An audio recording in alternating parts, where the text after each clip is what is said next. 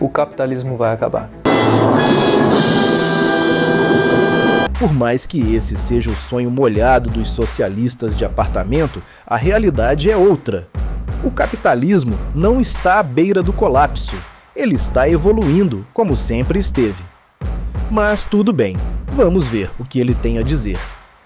Isso não significa o fim de um sistema econômico, significa o nascimento de uma coisa ainda mais complicada no interior desse sistema. E o processo que começa a ocorrer vai contra as premissas iniciais do próprio liberalismo econômico. Esse modelo econômico que a gente embarca se chama tecnofeudalismo e que se apresenta como problema inclusive para aqueles que se utilizam do capitalismo como um sistema intencional. O tecnofeudalismo é um conceito de Cédric Durand e Yanis Varoufakis. Esse último tendo atuado como ministro das finanças da Grécia. E o tecnofeudalismo acaba com o capitalismo neoliberal da seguinte maneira. A proposta de que houvessem diversas iniciativas individuais e que elas competissem livremente entre elas, portanto o livre mercado, cai por terra. Isso porque, observe, as empresas atualmente se inscrevem em plataformas e vendem seus produtos por plataformas. Essas plataformas aglutinam diversas empresas. A competição entre as empresas já não é mais horizontal. Elas correspondem aos algoritmos dessa plataforma centralizadora. Nesse cenário, não faz sentido qualquer a competição direta entre empresas por suposta qualidade do produto, o que era uma premissa liberal, por exemplo, aparece em Adam Smith, e que curiosamente o próprio Adam Smith, o liberal, já apresentava como possível risco o monopólio. Por isso o tecnofeudalismo.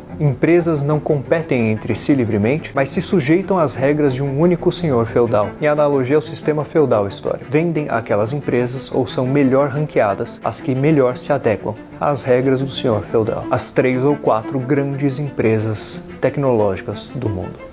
Sempre que uma nova tendência econômica surge, algumas pessoas correm para decretar o fim do capitalismo. Mas será que ele realmente está chegando ao seu limite? Dizer que o capitalismo está acabando porque surgiu o tecnofeudalismo é como dizer que a internet acabou com os livros físicos. Mesmo com o avanço das novas tecnologias, ambos coexistem e evoluem conforme as necessidades do mercado e da sociedade. O capitalismo, assim como qualquer sistema econômico, não é estático. Ele se adapta e se transforma ao longo do tempo. Já passamos por diversas fases: mercantilismo, industrialismo, fordismo, neoliberalismo e agora capitalismo digital. Muitas vezes falamos apenas da primeira revolução industrial, mas, na realidade, ao longo dos séculos, vivemos múltiplas revoluções tecnológicas. O que estamos testemunhando hoje não é o fim do capitalismo, mas sim mais um estágio da sua evolução.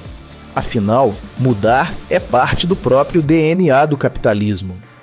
Se você acompanha esse assunto, provavelmente já ouviu pessoas que vivem do capitalismo criticando o sistema, como se ele fosse um bloco rígido e imutável desde sua origem.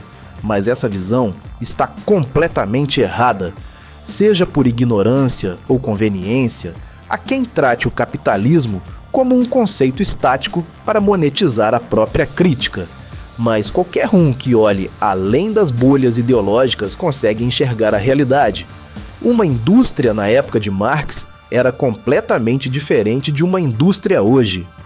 As mudanças foram imensas, desde a estrutura dos cargos até o comportamento de consumo, passando por direitos trabalhistas, avanços tecnológicos e novas formas de organização social.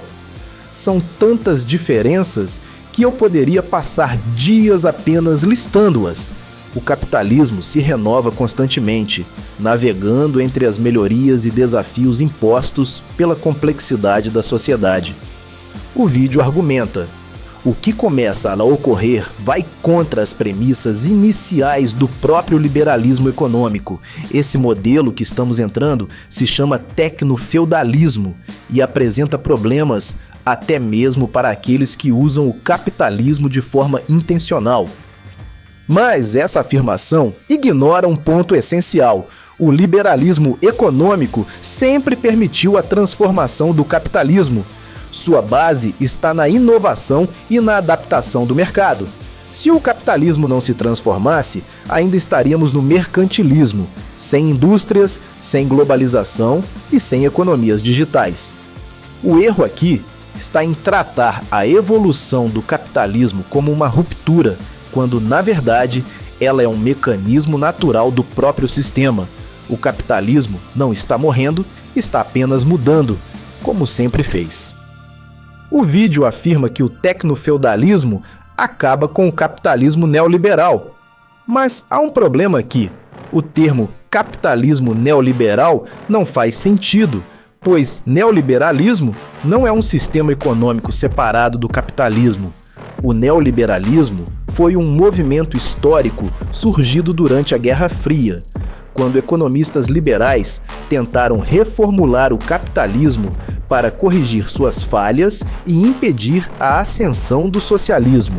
Ele surgiu como uma resposta ao keynesianismo e ao intervencionismo estatal excessivo que dominavam a economia até então. E aqui está um detalhe que muita gente ignora.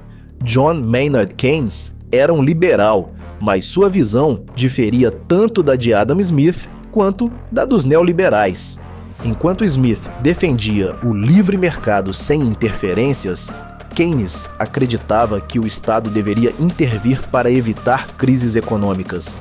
Suas ideias foram fundamentais para o modelo econômico do pós-guerra, mas, décadas depois, o neoliberalismo surgiu justamente como uma crítica ao excesso de intervenção estatal, buscando restaurar a autonomia do mercado. Mas o que vemos hoje é um uso completamente distorcido desse termo. No Brasil, e em muitos debates políticos, neoliberal virou um rótulo genérico para atacar qualquer ideia de mercado ou privatização, ignorando completamente seu significado original. O conceito, que nasceu como uma tentativa de adaptação do capitalismo às crises do século XX, acabou sendo reduzido a um jargão ideológico. O problema é que, na maioria dos casos, quando alguém chama outra pessoa de neoliberal, essa pessoa ou está mal intencionada, ou não entende absolutamente nada do que está falando.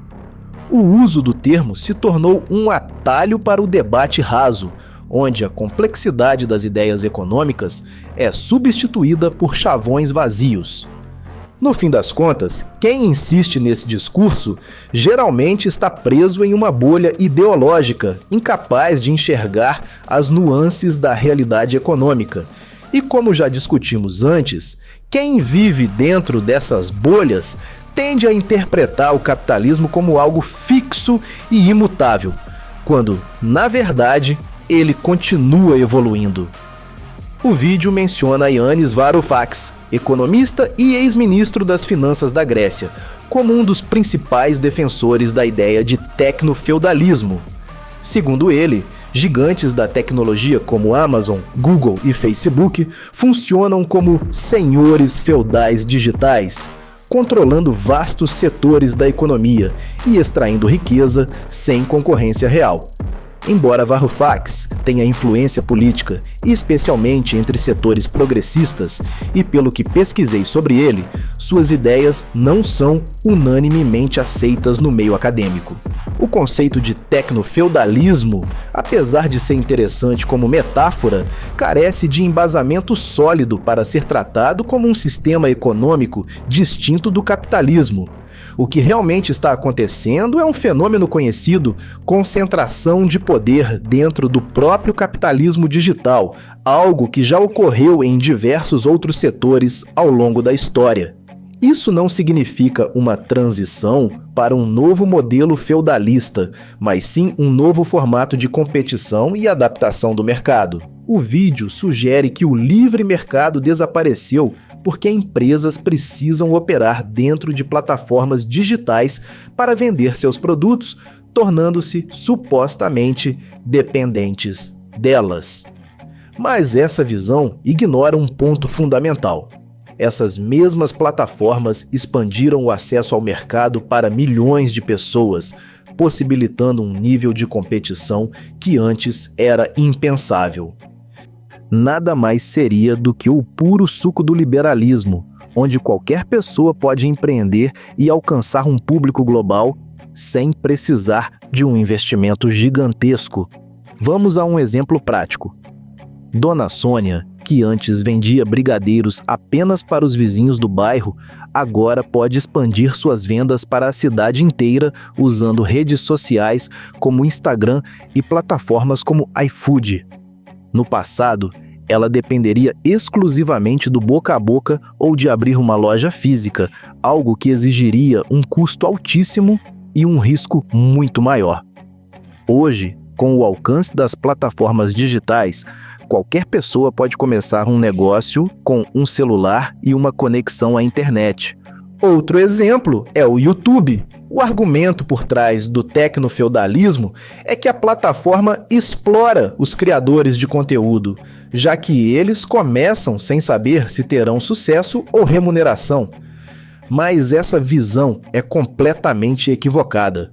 Criar um canal no YouTube é o equivalente digital de abrir uma empresa. Você investe tempo e dinheiro sem garantia de retorno. Não há exploração nisso. Há risco e estratégia, como em qualquer empreendimento.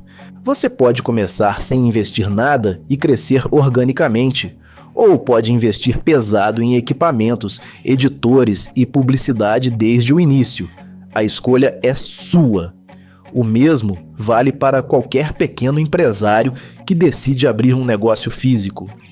Antes da era digital, a única forma de alcançar um grande público era pagando milhões por anúncios na TV ou rádio. Hoje, qualquer pessoa pode alcançar milhões de pessoas sem precisar de um grande orçamento, apenas com criatividade, dedicação e estratégia digital. Dizer que isso representa o fim do livre mercado não só é uma contradição, mas uma distorção absurda da realidade. O conceito de tecnofeudalismo pode ser útil como provocação intelectual, mas não se sustenta como uma nova fase econômica separada do capitalismo. O que vemos hoje é uma evolução natural, um capitalismo digital, caracterizado por novos desafios regulatórios e concentração de poder em algumas grandes plataformas. Algo que já aconteceu antes na história, como nos monopólios industriais do século XIX, que foram posteriormente limitados por leis antitruste. A verdadeira questão não é se o capitalismo acabou, mas sim como ele pode ser regulado e adaptado para lidar com as novas dinâmicas do mercado digital. A ideia de que estamos vivendo um novo feudalismo digital ignora um ponto crucial. Ainda existem mercados, concorrência e possibilidade de regulação estatal. O próprio capitalismo sempre operou sob estruturas de poder concentrado, e especialmente em setores estratégicos. O que acontece hoje com as Big Techs já ocorreu no passado com grandes conglomerados industriais, bancos e meios de comunicação de massa. A diferença é que, com a internet, o acesso ao mercado se expandiu exponencialmente, permitindo que pequenos negócios alcancem clientes sem depender exclusivamente de grandes redes de distribuição. Plataformas como Amazon, YouTube, iFood e Instagram oferecem oportunidades de alcance global que, no passado, eram impensáveis para pequenos empreendedores. Sim, essas plataformas têm regras e algoritmos próprios, mas os usuários têm liberdade para buscar alternativas ou criar estratégias para se destacar. O verdadeiro problema não é a existência dessas plataformas, mas sim a necessidade de assegurar um ambiente competitivo, onde novas soluções possam surgir e desafiar o status quo. O conceito de tecnofeudalismo também falha ao ignorar um fato histórico básico. No feudalismo real, não havia escolha. Os servos eram obrigados a trabalhar nas terras dos senhores feudais sem possibilidade de ascensão social ou econômica. No capitalismo digital, qualquer pessoa pode iniciar um negócio online e competir, ainda que enfrente desafios dentro das regras das plataformas. Se uma estratégia não funciona, sempre há alternativas para inovar e se diferenciar dentro do mercado. A internet não eliminou a concorrência. Pelo contrário, Ela ampliou as possibilidades e criou novas formas de competição. O vídeo afirma que as empresas não competem mais entre si, mas sim para se adequar às regras dos chamados senhores feudais digitais. Para sustentar esse argumento, ele menciona Adam Smith, mas essa citação é inadequada para o contexto moderno. Sim, Adam Smith foi essencial para a teoria econômica, mas ele viveu em outra época, quando a economia era estruturada de forma completamente diferente. Para entender a dinâmica do mercado atual, o pensamento de Milton Friedman é muito mais relevante. Friedman argumentava que, mesmo em mercados altamente centralizados, sempre há espaço para concorrência e inovação. As plataformas digitais não eliminaram a competição, elas apenas mudaram as regras do jogo. Pequenos negócios agora podem crescer exponencialmente sem depender de estruturas tradicionais, algo que era impossível no contexto econômico de Smith. No passado, uma empresa só conseguia escalar se conseguisse um contrato milionário com uma grande emissora de TV ou uma grande rede varejista. Hoje, qualquer pessoa pode alcançar um público global com um celular e acesso à internet sem precisar de um investimento inicial gigantesco. Isso não é um retrocesso para um sistema feudal, é uma ampliação das oportunidades dentro do próprio capitalismo. As comparações feitas no vídeo são simplistas e equivocadas. O modelo digital criou novos desafios, mas também abriu novas portas. A existência de plataformas centralizadas não impede a concorrência, apenas exige que as empresas se adaptem às novas regras do mercado digital. Outro ponto ignorado pelo vídeo é que o capitalismo tem mecanismos internos de correção, ao contrário do feudalismo. Governos e regulações já estão atuando para limitar o poder das Big Techs. Hoje, vemos investigações antitrust na União Europeia, discussões sobre regulação da inteligência artificial e tentativas de reduzir o impacto dos monopólios digitais. Um exemplo claro disso foi o caso Epic Games versus Apple. A Epic Games, criadora do Fortnite, processou a Apple por práticas anticompetitivas na App Store. O motivo? A Apple cobrava 30% sobre todas as transações dentro dos aplicativos, impedindo os desenvolvedores de oferecer métodos de pagamento alternativos. A Epic Games desafiou essa regra e o caso resultou em uma grande batalha judicial que forçou mudanças nas políticas da Apple. Agora, desenvolvedores podem oferecer outras opções de pagamento, reduzindo a dependência da App Store. Isso mostra que as Big Techs não são intocáveis. Diferente do feudalismo, onde os senhores feudais possuíam poder absoluto e inquestionável, no capitalismo digital, empresas podem desafiar o status quo, regulações podem intervir e o mercado continua se ajustando. Ou seja, o tecnofeudalismo não é inevitável, pois política, sociedade e economia continuam evoluindo para reequilibrar o mercado. O capitalismo, longe de estar se tornando feudal, continua adaptável e mutável, como sempre foi. O vídeo ignora que governos e regulações podem limitar o poder das Big Techs. Ele trata o tecnofeudalismo como um futuro cyberpunk, onde a Apple criaria seu próprio exército e dominaria territórios como um império distópico. Mas não vivemos em um romance de ficção científica, vivemos no mundo real, e no mundo real, coisas ruins acontecem, mas coisas boas também acontecem. O mundo não é preto e branco. Já vimos essa história antes. Monopólios surgem, crescem e depois são regulados. Milton Friedman explica que mercados podem se autorregular em muitas situações, mas quando há falhas de mercado, a intervenção regulatória se torna necessária. O tecnofeudalismo malvadão pode ser uma crítica válida ao poder crescente das Big Techs, mas não é um destino inevitável, como o vídeo sugere. a política e a sociedade sempre irão intervir. O Estado pode ser mínimo ou máximo, mas ele sempre existirá para regulamentar. O jogo de poder é eterno, mas nunca absoluto. Assim como aconteceu antes, política e sociedade continuarão intervindo para reequilibrar o mercado. Para o bem ou para o mal, sempre entre altos e baixos, como sempre foi e sempre será. Porque a humanidade nunca será uma utopia e equilíbrio nunca significará que apenas uma ideia ou um lado prevaleça. Então não, a Apple não vai montar um exército e conquistar territórios. Mas se algum dia tentarem, pelo menos coloquem um aplicativo na App Store para acompanharmos a invasão em tempo real. O vídeo trata o tecnofeudalismo como um destino inevitável, mas alternativas já estão sendo discutidas. Tecnologias como blockchain, Web3 e descentralização digital mostram que o capitalismo pode evoluir para um modelo mais distribuído, reduzindo a dependência das Big Techs e permitindo maior autonomia econômica aos usuários. Mas essa não seria a primeira grande transformação do sistema. O capitalismo já passou por inúmeras crises, regulações e revoluções tecnológicas e sempre encontrou formas de se reinventar. Do surgimento das fábricas à era da informação, das grandes corporações industriais às startups tecnológicas, o jogo nunca parou de mudar.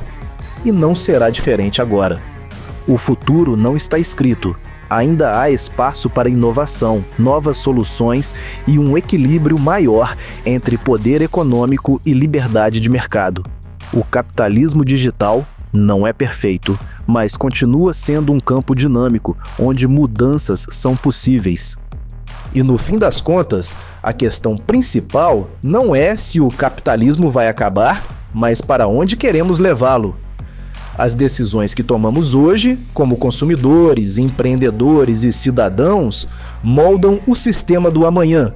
Sim, há muitos anticapitalistas de internet, mas a maioria deles critica o capitalismo enquanto usufrui das coisas que só o capitalismo poderia proporcionar.